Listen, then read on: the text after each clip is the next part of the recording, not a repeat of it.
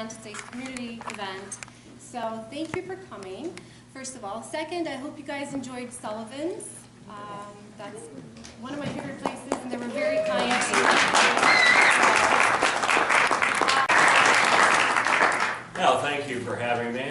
We have lucky to have our state representative, Jerry Torr here, city court judge, Brian Poindexter, Dr. Chernow. Thank you for the support for this. It's always good to have a discussion, I think, about how to build our cities and why we do what we do. I want to talk a little bit about how city design impacts health. I don't think people always think of it like that, but to really understand it, I think we need to step back and look at it historically. Some of you may remember your history classes we read that Thomas Jefferson didn't like cities. He didn't like the cities of Europe, and he thought the United States would be better off not having cities.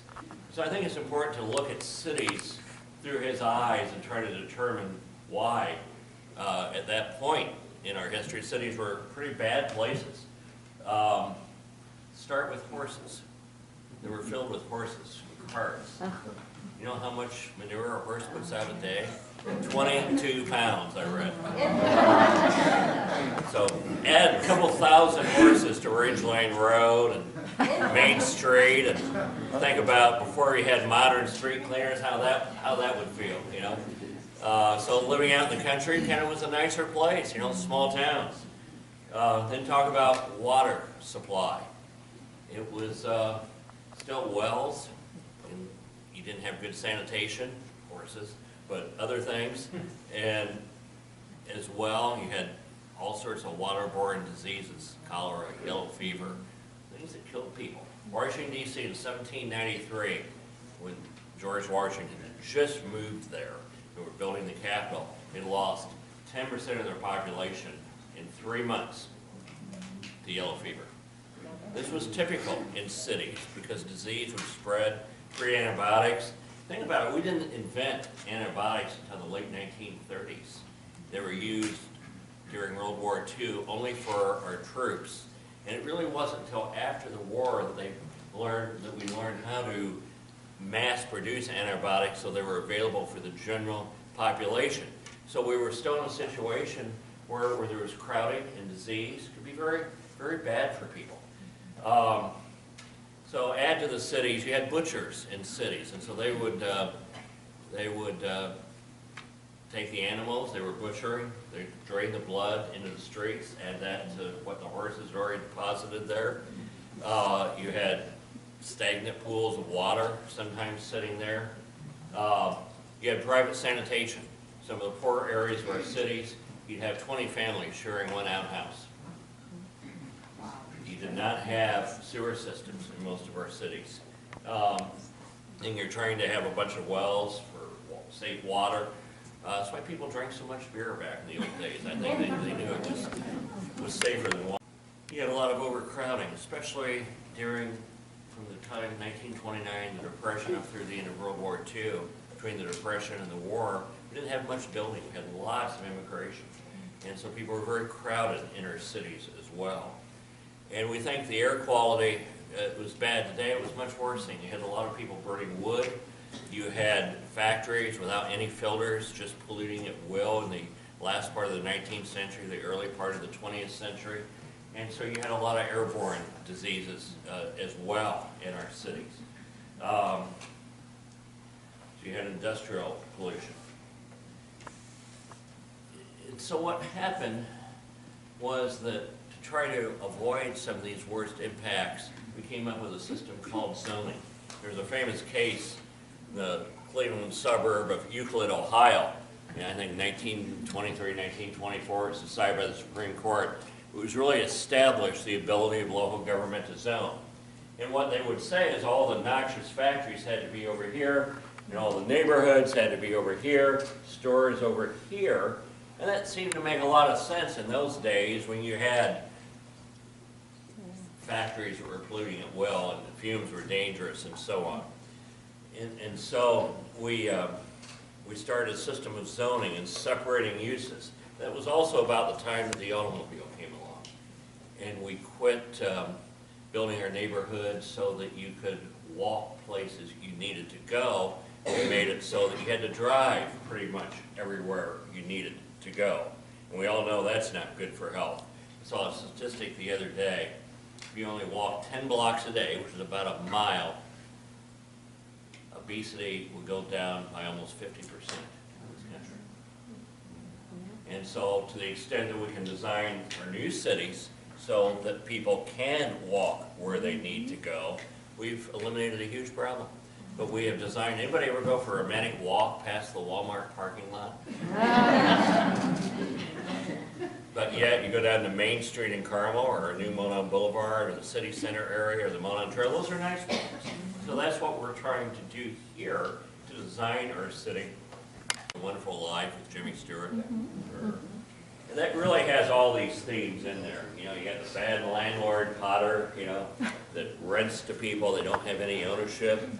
And then you've got him helping the immigrants, you know, in a beautiful new subdivision on the edge of town. You know, when he goes back in his dream, and it's a cemetery. So it was the edge of town where that was built. And at the end of World War II, we started with the Levitt towns. A developer named Levitt outside of New York City in New Jersey started to build what became known as Levitt towns in eastern Pennsylvania, New York, and New Jersey. And these were the first suburban communities where we started to build cul-de-sacs, got away from the grid system that we used to have, where you had a street every 10th of a mile. So we adopted in this part of the country a county road grid system. And how far apart are county roads? 1 mile. And so to have the same lane capacity, you would have had, and keep looking at your socks. Every time I look down, Judge, I was like, I'm blinded, those are nice. See the socks, red, white, and blue socks with stars. I didn't see that. But as we build that grid system, you've never dressed like he does. He just does dress weird. But as you build that grid system, you got this old county road grid system. So to have the same lane capacity that you used to have when you had one every 10th of a mile, you need a 10-lane road. And what pedestrian is going to want to cross a 10-lane road? It's like Keystone Avenue used to be before we were able to lower it and make it pedestrian friendly by having bridges where people could walk across it. The other problem, didn't want people in the medium-sized houses driving through their neighborhood. You know, the developers would always come in, here are the big houses, here are the medium houses, and here are the little houses. And the people in the big houses didn't want the other two groups driving through their neighborhood, so they designed it so those streets exited straight onto that collector road. Then the people in the medium houses, well, they didn't want the people in the little houses driving through their neighborhood either. And so they would have people exiting straight onto the road, and so there was no interconnections through the neighborhood, which makes public safety a challenge, getting ambulances and fire trucks and police from place to place. But it also clogs up those roads, and so you have the tendency to build more lanes. And so we've been in the process, how do you retrofit that in a suburban community? We realize most of the congestion that you get is at the intersections. You know where this is going now. Is at the intersections. Is at the intersections. Not. Yeah. We got our statistics for 2018 today, and even though we grew about 6,000 in population by incorporating home place and normal growth, our total number of injury accidents went down again. So we had fewer injury accidents this year at almost 100,000 people than we had when we were 25,000 people in 1996. Wow. And then you look at it, sped through a yellow light, right? And so it's all about speed. Human error rate doesn't change. Gets a little better because you got more response time with the roundabout. But here's the big hidden financial savings. You know, a brand new road costs about $10 million a mile for 2 lanes. So many times the engineering answer to congestion is, well, let's add lanes. And all they're really doing is building a bigger parking lot to get more cars through the green cycle to light. Just a bigger parking lot. And you do it from intersection to intersection to intersection. Or you got constant flow through that intersection. You don't have to add all those lanes. You can put trees down the middle of the road is what you see us doing in some of the neighborhoods. And you have one lane in each direction. It calms people, it's easier to drive. Almost all the problems that we have today, though, in city planning emanate from the automobile. We all love our cars, but they emanate from the automobile. We're in it. You get on that, instead of being part of the community, when you walk somewhere to do a daily errand, you're suddenly fighting for a place on the pavement. You become aggressive. I saw a great set of statistics where they interviewed people about how many times they make hand gestures to other drivers, like the 70% level, and how many times they swore under their breath when they were driving, and they went through all these different things that we all do, you know. And the statistics, it was everybody, virtually almost everybody, at least the ones. But it creates very aggressive behavior. And you know, the average American, because of the way we've designed our cities, is still spending 2 hours a day in their automobile.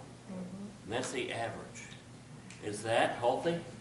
And think about the social isolation, because most of the time, you're in that car by yourself. You're not talking with other people. You're not interacting with other people. We're social people. And that's not good. We look at the huge spike in mental health issues. Everything from shootings to aggression. How much of that is because we've designed our cities so people aren't interacting with others? They don't have that sense of community. They feel isolated. They feel cut off. Mental health professionals are convinced that's a large part of it. How much does that contribute to stress that causes all sorts of diseases? Of course, obesity, we already talked about that. We know that we're not walking places we need to do. So many neighborhoods, think about this, are designed without sidewalks in some places. We require sidewalks now in Carmel everywhere. But the question is, can you still walk somewhere you need to go? Is it a short enough walk to go to the, when I had grandparents who grew up in two Midwestern, the towns, 40, 50,000 people, Goshen, Indiana, and Danville, Illinois, where my grandparents lived. And I'm old enough to remember back in the 50s and 60s, they still had little markets every 2 or 3 blocks on the corner where people that didn't have cars could walk to. Most of these neighborhoods were on narrow lots. So, you get the real big lots, it's too far to walk if you have any sort of population density. And so the narrow lots that they had back then were actually close enough that you could walk a few blocks and go to some stores. Most of your daily errands, most people still walked a lot of places in the 50s and 60s. And we've designed our cities, though, since then as single-use zones, so that you have to walk a long way to go to the stores. We've designed it so you almost have to own a car. And then think about kids. Think about children. Are they better off being in that car all day, being carted from place to place, or in a place where they can wander and explore and get to know other kids? Have some freedom and independence to get out and explore the place they live and learn about life. And do they have opportunities when they're constantly programmed and are in cars to meet people from different walks of life? That's one of the issues too, is we're segregated so much. Do we ask questions? Yeah. But so we look at children and think, if we really designed our cities so they're good for children. Then you look at the elderly. What happens when you get to the point where you can't drive a car anymore? Where you can't, it's not safe to drive a car. Can you still walk places, or you're in essence going to be a prisoner in your house? So those are the things I think about when we design cities. I'm cutting this down, and Sylvia told me my time's up. But I want to talk too about, we all struggle, I think, with weight, with health, and I'm aging like everybody else is.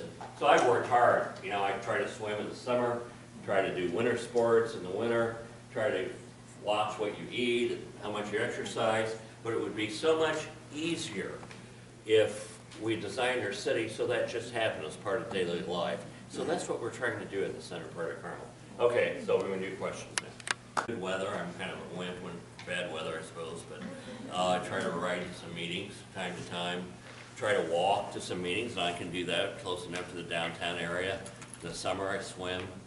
I work with a trainer. I try to work out, get stretched, and all that sort of thing. Were there any particular foods that you eat? A restaurant, if you don't split a meal, you're probably eating way too many calories. And that just doesn't seem to make a lot of sense. I'm not sure why our restaurants do that. I far prefer they focus on quality and smaller portions. But it's a society we've created. I've got a great slide that kind of talks about our mindset. And I should have it here, but it's two young men in their 30s, 40s probably, with gym bags. And there's somewhere in the Southwest, there's a palm tree in the picture, but there's a big store, retail store, it says fitness on it. So they're going to the gym, and there's a stairway, and then on either side of it's an escalator. And so these guys are on the escalator going up one level to go in the door of the fitness place. But they're on the escalator. And it's this mindset we have, you know, they're paying money to go get on a Stairmaster, and there's a stairs right there they're not taking. But we've totally got programmed that, you know, we don't walk anywhere, we don't do anything, we have to be conveyed from place to place.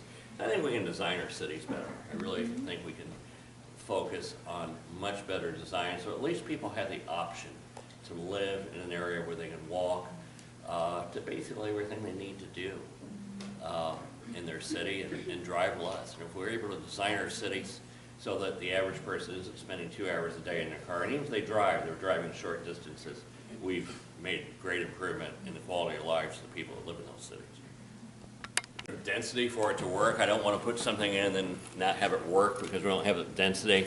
There's pretty well established norms across the world about the density you need for public transit to work in a place. You know, we're trying to build at 5 stories. There's a lot of research. I don't have time to get into it. You know, sprawl has been determined as bad for mental and physical health, as we've talked about. We've also done a lot of recent research where you go above 5 or 6 stories, you get that same sense of social isolation. And New York City, Singapore, there's an epidemic of suicides going on in Manhattan. I was just reading about it a couple of days ago. And it's all people, the article was all about people living on the top, the higher levels of buildings. And there's some correlations there if you look at the academic research that's going on. So what we've determined is the way that Western Europe was built before structural steel was invented probably works the best for mental and physical health. But Paris, which is built at 5 stories basically, probably the densest, until Singapore is the densest city on earth, is also probably the most beautiful city on earth. And public transportation will work just fine if you have blocks of 5 stories. So in the center core of Carmel, we don't want to make all of Carmel like that, but in the center core at least have that option. If we do that, we think that at some point when we get enough buildings at that level, some either a trolley or some sort of streetcar system would work really well in this area, especially given our weather. Public parks, whether it's the Palladium or the plaza outside of the Center Green where the Farmers Market is, or the new Monon Boulevard Plaza outside Sun King, trying to build places where people from different backgrounds come together and meet each other and interact. And I think that's so important to the health of a community too, especially for kids to meet people. Both, you know, older people, younger people can mix, people from different backgrounds, different places. That's the strength of a community when you have all these connections. Well, even when you're meeting with like your core group of friends that you're meeting. As mayor, we hadn't built any apartments for a long time, and so just the market forces will work. You know, we've opened up and said, you know, we're not going to try to control the market. The communists tried that in Russia. It didn't work real well. And so we insist on good materials, on good massing and planning where they go and how the traffic works, but we don't say you can't have them. And so right there, that's, you know, I've studied prices of apartments in Carmel. They've actually stayed about the same once you calculate inflation in, or come down a little bit over the last 20 years. And I think that's because there's no artificial limit on the supply now. And we do have some affordable housing in Carmel and on our borders as well. There's one beautiful complex that people don't even realize, an affordable housing complex just across north of Carmel on the north side of 146th Street. And there's still a lot of inexpensive homes in Carmel too. For pretty much my whole life in Columbus, and We moved to Carmel in '97, bought another house, and honestly, if I said, you know, I love California, but if I stay in Indiana, I will stay in Carmel. I will never live anywhere else because it's so, I mean, it is. The people are kind, it's such a beautiful place, and it's safe, and it's such a great community, so we thank you for that. Any other questions? Not many. So we have this tremendous opportunity in Carmel to build a beautiful city, and it's so important that we do it right.